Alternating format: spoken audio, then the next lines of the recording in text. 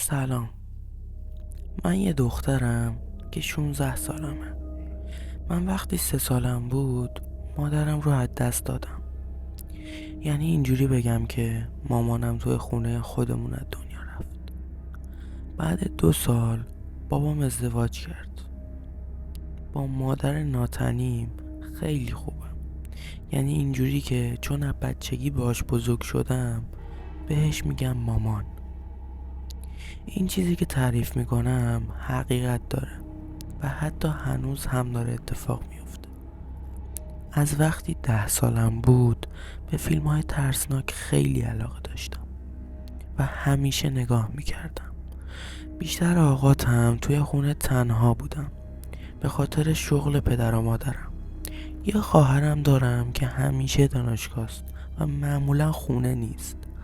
من همیشه حضور چیزی رو توی خونه احساس میکردم. یعنی اینکه سایه های سیاه میدیدم و گاهی اوقات هم که تنها بودم رد پاهای عجیبی روی فرش میدیدم که همیشه به اتاقی وصل میشد که مادرم توی اون اتاق از دنیا رفته بود. یا مثلا غذا که درست میکردم برای خودم وقتی میمدم بردارم بخورم دیدم نصف غذا نیست. همه اینا رو تجربه کردم اما توجهی بهشون نکردم و پیش خودم میگفتم خیالاتی شدم و اینجور چیزا. وقتی 15 سالم شد یه شب ساعت 12 شب بود که مامانم من و خواهرم رو صدا کرد. اتاقی که مادرم از دنیا رفته بود اونجا. الان اون اتاق خواب مامان و بابامه. من و خواهرم رفتیم. مامانم هم روی تخت دراز کشیده بود. داشتیم صحبت میکردیم که یهو چوب لباسی از زمین بلند شد.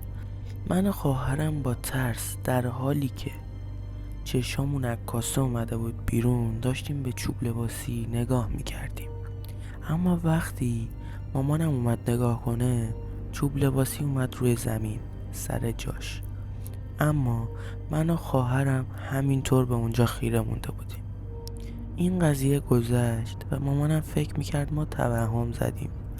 تا 3 ماه بعد من از مدرسه اومدم خونه دیدم کسی خونه نیست. وارد خونه شدم دیدم چراغ اتاق خودم روشنه. رفتم توی اتاق دیدم هیچ کسی نیست.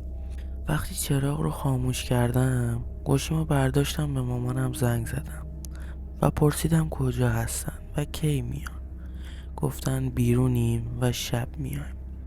بعد به خواهرم زنگ زدم و سرش داد و بیداد کردم که چرا چراغ اتاق رو خاموش نکرده. که گفت نه من روشن نکردم و این چیزا. که بعدش گفت من شب از دانشگاه میام. یعنی قرار بود کل روز رو تنها باشم. بعد از اینکه لباسامو در آوردم زیر گاز رو روشن کردم تا ناهارم گرم بشه. خودمم رفتم توی حموم تا یکم دوش بگیرم که یهو وسط حموم بودم که در حموم از پشت قفل شد. منم جیغ و داد.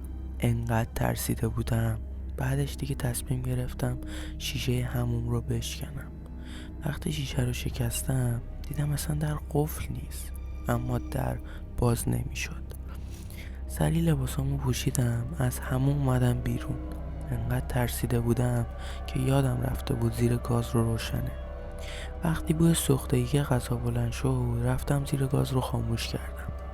این قضیه رو به کسی نگفتم و برای شکستن شیشه دروغ چیدم. بعد از این ماجرا تا وقتی که 16 سالم شد هیچ اتفاقی نیفتاد تا وقتی که یه شب خونه تنها بودم. رفتم توی حیاط که برم دستشویی که جلوی آینه خودم رو نگاه میکردم که توی آینه متوجه شدم از پشت سرم روی پشت بوم یه سایه سفید دیدم که ایستاده و داره از پشت بوم به هم نگاه میکنه. برگشتم روی پشت بوم رو نگاه کردم دیدم چیزی نیست. بعد که بیخیال شدم اومدم برم توی دستشویی.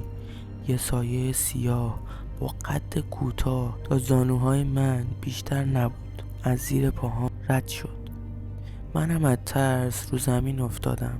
بعد از 10 دقیقه از جام بلند شدم و رفتم توی خونه. در خونه هم قفل کردم. و جلوی در نشستم. به در خیره موندم که دوباره سایه سیاه قد کوتاه پشت در وایستاده بود که بابام بوق زد و رفتم از اونجا. هنوز برام اتفاق میفته و تموم نشده.